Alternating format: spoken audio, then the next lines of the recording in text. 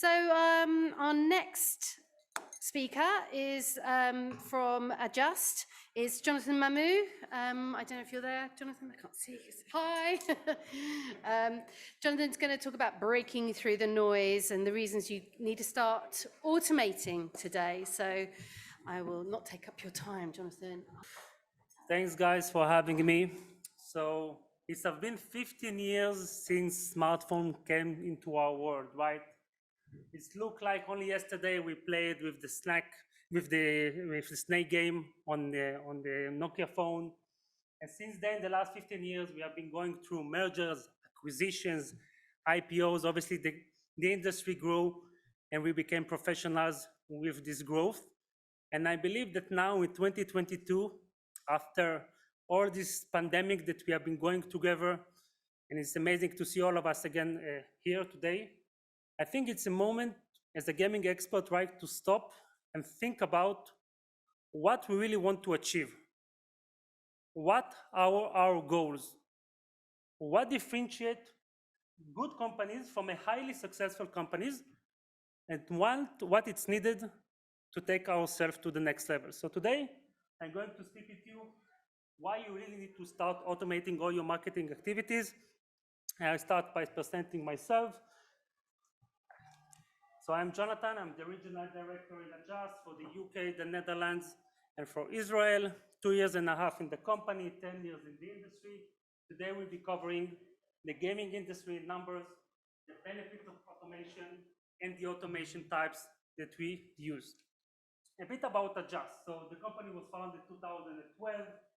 We have more than 600 employees. We grew rapidly through the years, raised over $250 million over the years. So obviously the company expanded a lot. And now we have 16 offices worldwide. We are integrated in more than 60,000 applications, and we are working with 3,000 partners.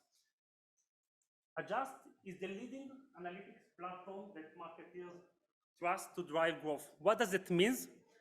We are tracking, measuring all your marketing activities, reflecting it back to you so you can take smarter decisions, and obviously connect the dots between your marketing activities and your business objective.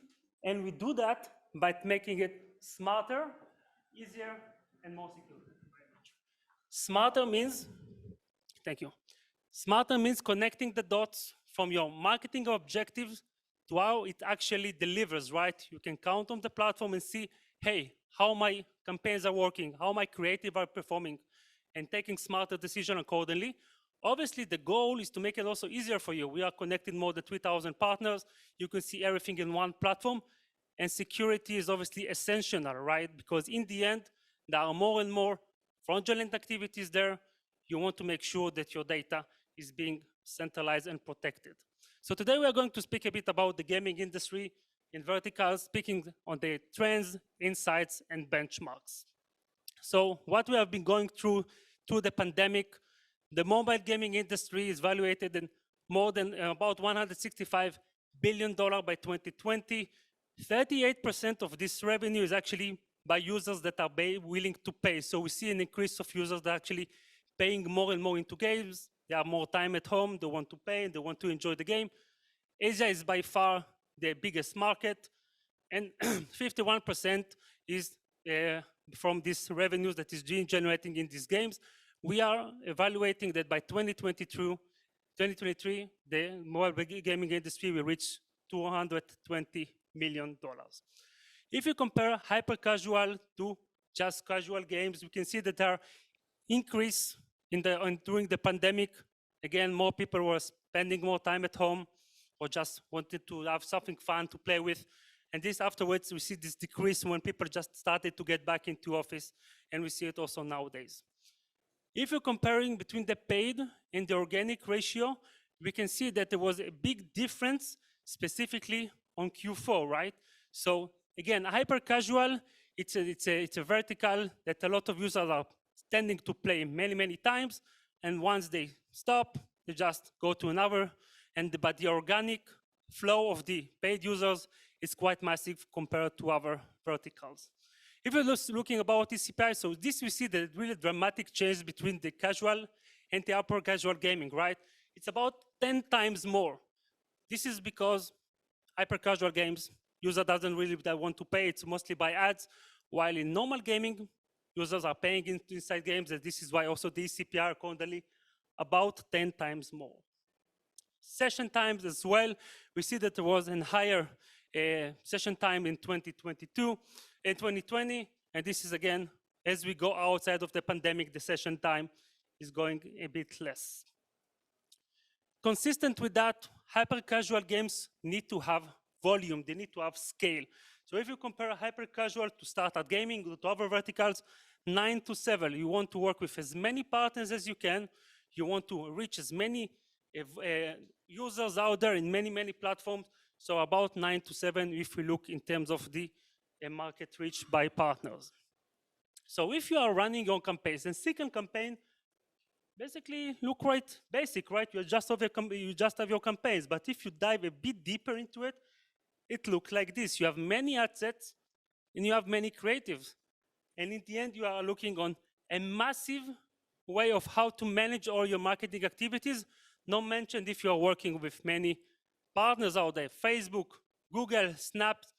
So it's in the end, the day of a marketer look like this. Look on this lady, she's trying to jingle between all these campaigns, right? Try to understand, hey, how I can just manage everything in one time. Of course, this is possible, but really not efficient. It's quite difficult as we see it. And it's not wonder that most of the marketeers that we encounter spend 80% of their time on data management. Obviously, you as the gaming professionals, you want to focus on what you do best. It's creating an amazing app rather than just jingling between all these type of marketing activities.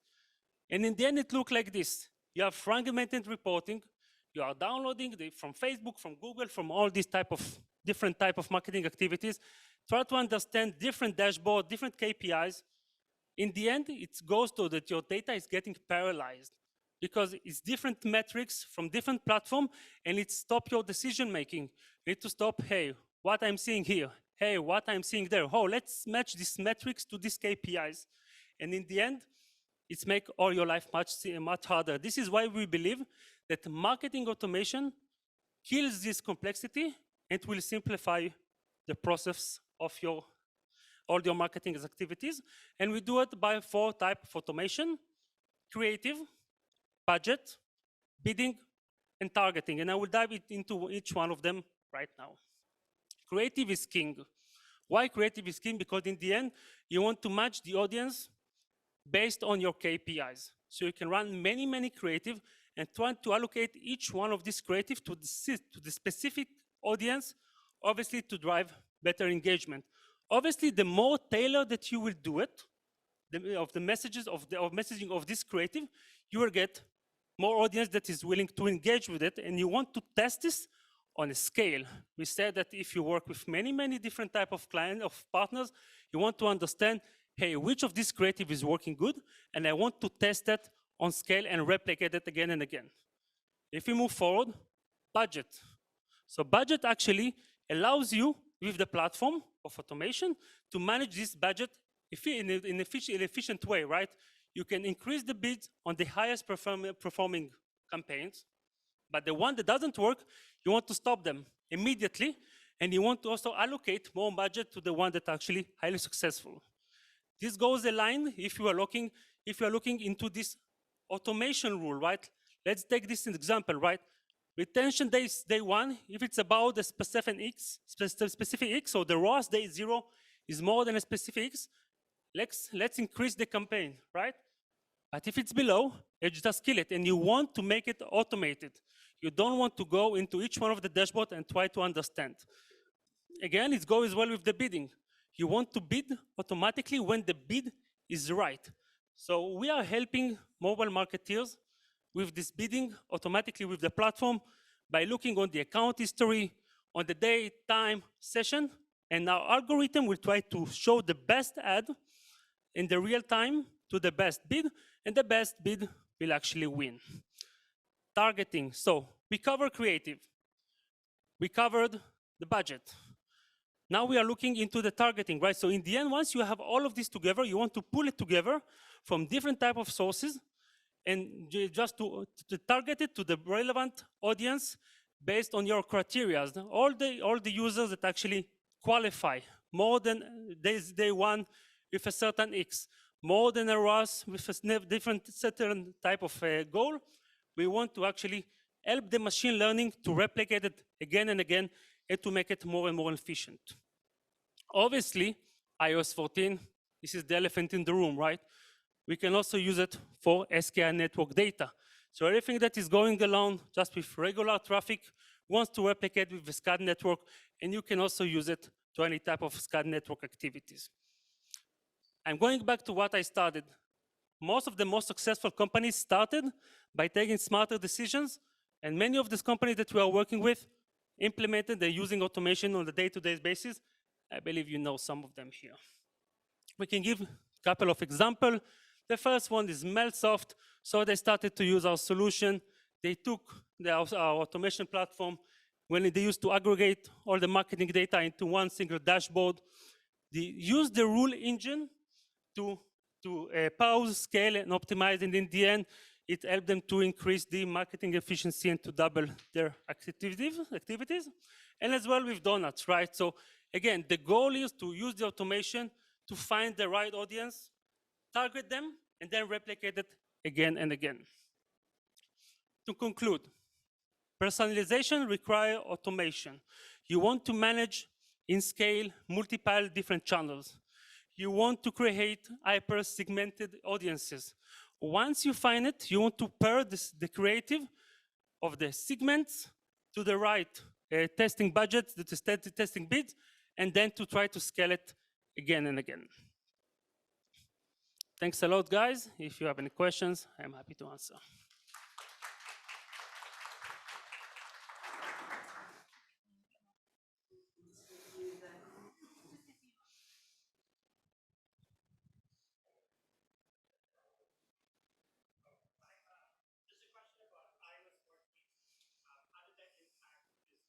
This strategy of automation? About automation. So basically, it didn't really impact it because we are connected to the SKI network by default in our framework. Once we are connected with all the more than 20 partners, we can automatically, via our API, change the bids and budgets. It's a read and write API, so it doesn't affect it. This is why we built the solution that is also compatible with SKI network. It's still on testing phase, right? Because in the end, it's quite new, but it's working quite good.